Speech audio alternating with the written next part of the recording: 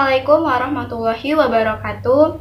Perkenalkan, nama saya Ikhwani Pasha dari kelas Fisika. Kali ini saya ingin membahas tentang penggunaan bahasa Indonesia di mancanegara. Nah, sebelum itu, seperti yang kita ketahui bahwa bahasa Indonesia adalah bahasa nasional atau bahasa resmi negara Indonesia. Dan juga bahasa Indonesia ini merupakan bahasa yang mempersatukan komunikasi antar suku yang ada di Indonesia. Nah, bahasa Indonesia sendiri juga berpotensi menjadi bahasa resmi di ASEAN. Nah, untuk penduduk negara asing yang ingin mempelajari bahasa Indonesia, itu ada program khususnya, yaitu bernama BIPA, Bahasa Indonesia untuk Penutur Asing. Nah, BIPA ini bertujuan agar mereka, negara asing, yang ingin belajar bahasa Indonesia itu mampu berkomunikasi menggunakan bahasa Indonesia dengan baik, dan juga ingin menggali kebudayaan Indonesia kepada mereka negara-negara asing. Nah, kita sebagai orang Indonesia atau orang yang berkewarganegaraan Indonesia harus berbangga diri nih. Kenapa? Karena banyak negara-negara di luar sana yang ingin mempelajari bahasa Indonesia. Keren banget kan? Nah, untuk itu kita juga harus mencintai bahasa Indonesia. Kenapa? Karena orang luar aja mencintai bahasa kita, masa kita sendiri nggak mencintai bahasa kita? Nah, kira-kira negara-negara mana aja nih ya yang mempelajari bahasa Indonesia?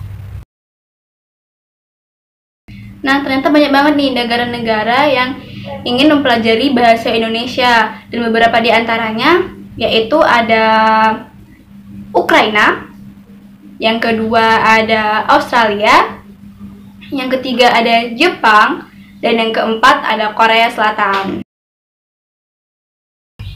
Nah, kira-kira nih ya, apa sih alasan mereka mempelajari bahasa Indonesia? Nah, untuk itu kita akan bahas lebih lanjut.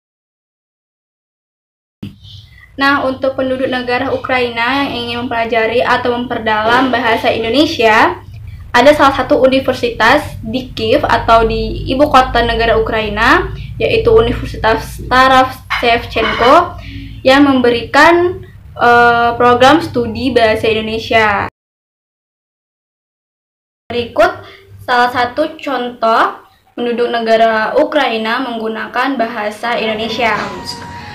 Sekarang saya belajar dan kuliah di Universitas Taras Shevchenko ketiga dalam jurusan Bahasa dan Sastra Indonesia, dan saya sangat berterima kasih kepada Wisma, kepada Ibu Duta Besar, kepada semua pegawai kedutaan Indonesia di Ukraina dan guru-guru di universitas untuk kesempatan bisa berkunjung ke Indonesia. Saya sangat berterima kasih Tuhan dan nasib atas kesempatan menghabiskan 6 bulan di negara Asia itu. Dan malam ini saya mau berterima kasih atas kesempatan bisa berkumpul di sini dan melihat semua, dan semoga kita bisa berkumpul lagi setiap tahun. Terima kasih. Ya Mas ya. Iya, cinta banget. Nama saya Vladimir Kiri. Kalau mau mencari saya di media sosial, bisa mencari Vladimir Kiri saja di YouTube. Vladimir Kiri. Iya, dari Ukraina, tapi saya pergi belajar ke Cina dan pergi belajar ke Rusia, Ukraina, dan mungkin Anda tahu Ukraina dan Rusia itu seperti dulu negara. Iya, betul. Iya, betul. Dan saya ada keluarga di Rusia dan saya punya keluarga di Ukraina, tapi saya berasal dari Ukraina. Terima kasih. Ini pertama kali saya tahu tentang Indonesia di Moskow karena saya belajar di Universitas di Moskow dan sama orang Indonesia. Nah, yang kedua ada negara Australia. Nah, Australia sendiri yang kita kenal adalah negara tetangga kita nih. Makanya mereka sangat ingin mempelajari bahasa Indonesia. Nah, untuk penduduk negara Australia yang ingin memperdalam bahasa Indonesia atau mempelajari bahasa Indonesia, ada salah satu universitas yang menawarkan program studi bahasa Indonesia, yaitu di Universitas of Southern Queensland atau disingkat dengan USQ. Salam kenal. Nama saya Precious Lamberg.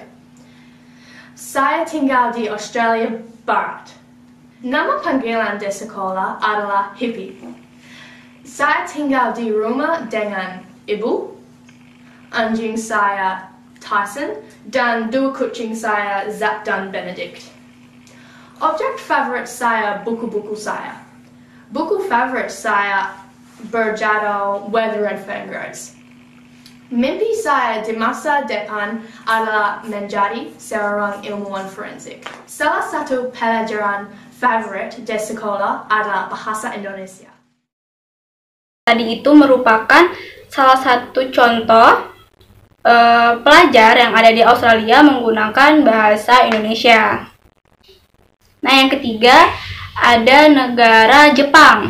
Nah, seperti yang kita ketahui bahwa Jepang adalah negara yang pernah menjajah negara Indonesia. Namun, untuk saat ini mereka mempelajari bahasa Indonesia bukan untuk menjajah lagi nih teman-teman. Tapi mereka lebih menganggap bahasa Indonesia itu menjadi bahasa penting yang untuk dipelajari.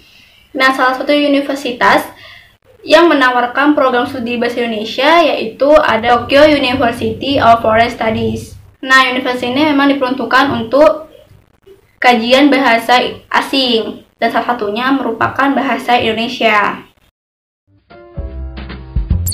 Halo semuanya, nama saya Honomi. Bahasa Indonesia.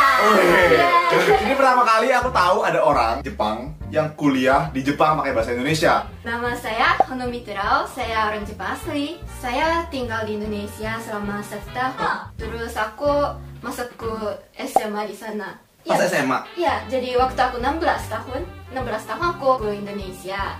Tinggal di Indonesia selama 1 tahun sebagai protokoler belajar. Itu sendiri atau bareng-bareng sama orang Jepang lain? Sendiri. Terus aku tinggal di sana sama keluarga angkat orang Indonesia. Orang Indonesia. Habis pulang, aku masuk universitas di Jepang tapi dapat jurusan bahasa Indonesia. Wow. Mau belajar maksudnya. Mau belajar bahasa Indonesia. Karena sebenarnya aku suka budaya Indonesia karena di SMA aku yang di Jepang ada orang Indonesia sebagai protokoler belajar. Di SMA aku juga ada jurusan bahasa Indonesia, tapi itu nggak besar kelasnya, cuma sedikit, ada 10 orang apa 20 orang gitu. Terus aku tertarik dengan budaya Indonesia, orang Indonesia. Nah, tadi itu merupakan salah satu contoh penduduk negara Jepang yang menggunakan bahasa Indonesia. Yang keempat, ada negara Korea Selatan.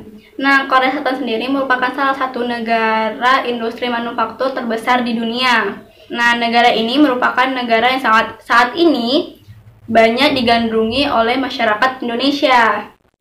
Nah, begitu juga dengan sebaliknya. Negara Indonesia pada saat ini banyak digandrungi oleh masyarakat Korea Selatan. Maka oleh sebab itu banyak penduduk dari negara Korea Selatan yang mempelajari bahasa Indonesia.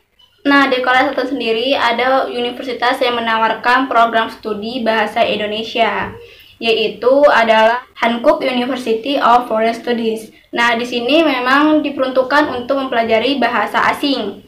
Nah, di universitas ini ada 8 program studi yang ditawarkan. Salah satunya adalah bahasa Indonesia. Tidak dari kalangan masyarakat biasa saja nih, tapi ada juga kalangan artis di Korea Selatan yang mempelajari bahasa Indonesia. Nah, berikut ada beberapa contoh negara Korea Selatan atau penduduk negara Korea Selatan yang menggunakan bahasa Indonesia. Halo, apa kabar? Nama saya Yuta.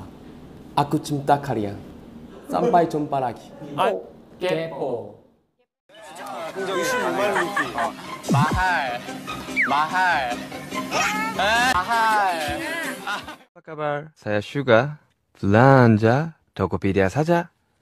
Halo Indonesia, saya J-Hope. Belanja Tokopedia saja. Apa kabar? Nama saya Suwon. Hodi, aku cinta. Indonesia Army. Aku cinta kamu. Apa kabar? Aku cinta kamu. Aku cinta kamu.